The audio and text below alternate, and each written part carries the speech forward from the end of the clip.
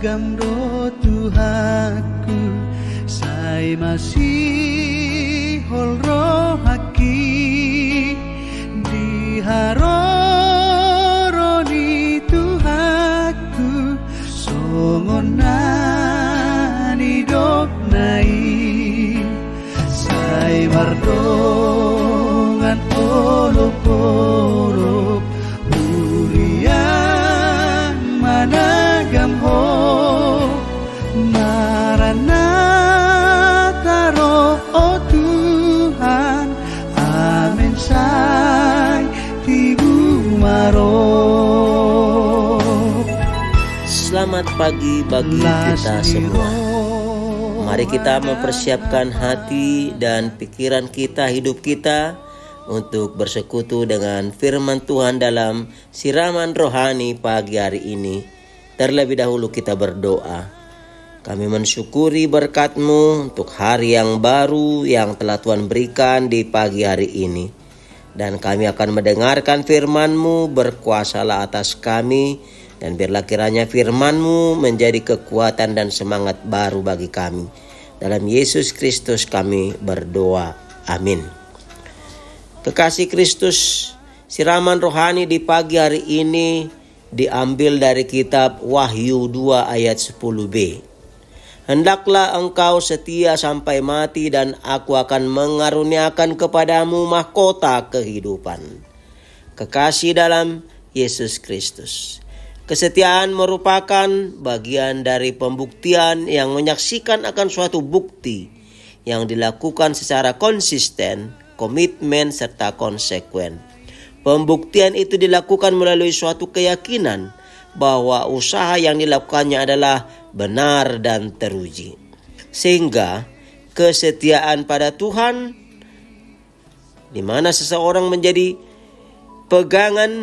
berpegang kepada Tuhan untuk senantiasa tetap teguh hati, patuh dan taat terhadap Tuhan yang adalah memberikan kasih dan setia.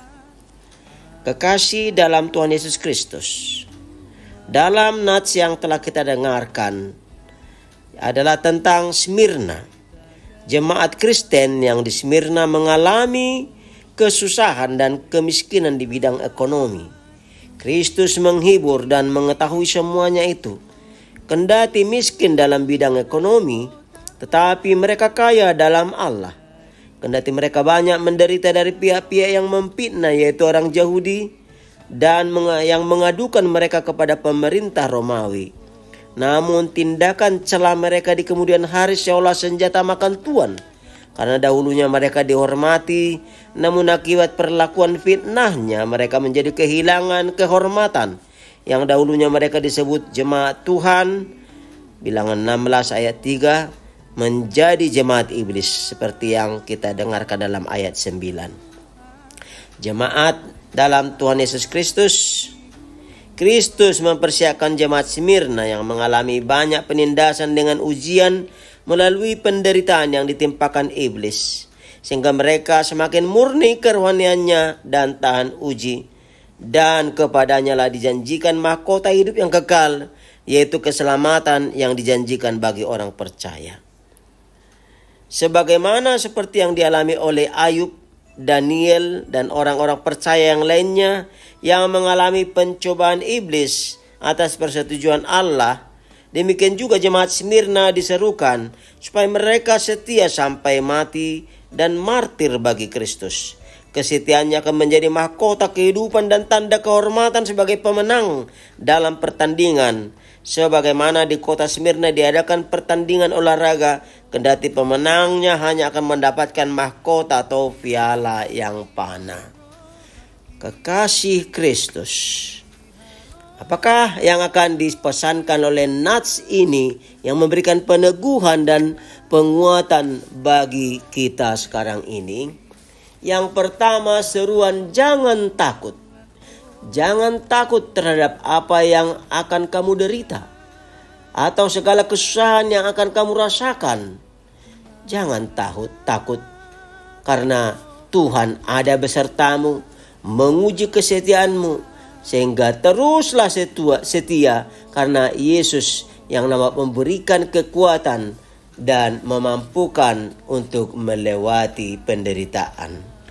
Sehingga apakah kita pada saat ini dalam menghadapi kehidupan di dunia ini, apakah kita akan terus bertahan?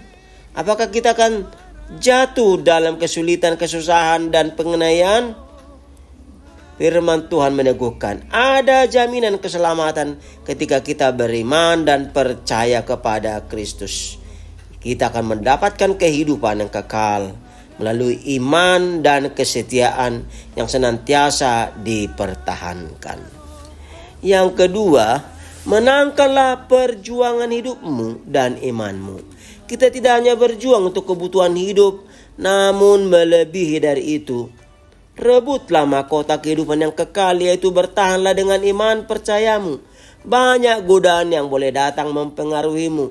Apakah karena keterbatasan ekonomi, pengaruh oleh karena iming-iming, lingkungan yang boleh secara lambat laun mempengaruhi, budaya-budaya sekular, hedonisme, mamonisme, materialisme, dan budaya-budaya musik-musik duniawi atau bagian-bagian kebutuhan duniawi yang pelan dan pasti boleh membuat terlena dan terhisap sehingga menjauh dari hubungan yang benar dengan Tuhan.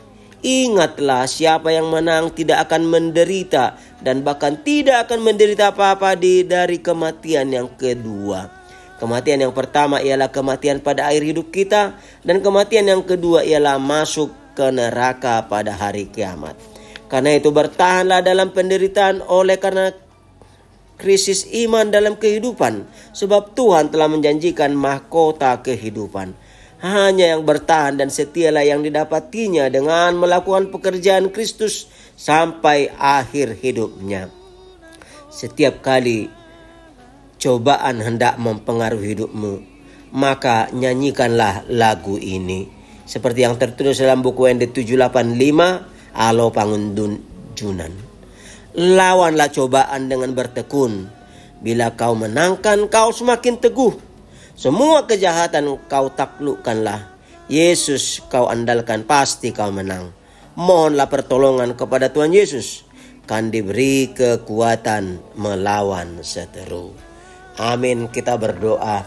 Terima kasih kami ucapkan atas firman yang telah kami dengarkan di pagi hari ini, Tuhan, yang mengingatkan kami supaya kami setia sampai mati, setia dan percaya di dalam iman percaya kami, karena setiap orang yang beriman, percaya dan mengaku, maka Tuhan akan mengaruniakan mahkota kehidupan masa kini dan kehidupan yang kekal.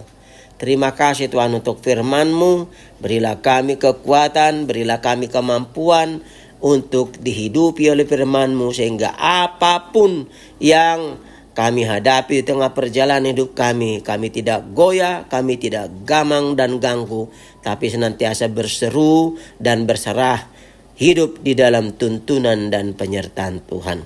Dan berkatilah juga satu hari ini kami dalam segala aktivitas kami. Dan demikian juga dengan saudara-saudara kami yang dalam berduka. Tuhan berikan penguatan, penghiburan. Yang sakit Tuhan berikan kepulihan.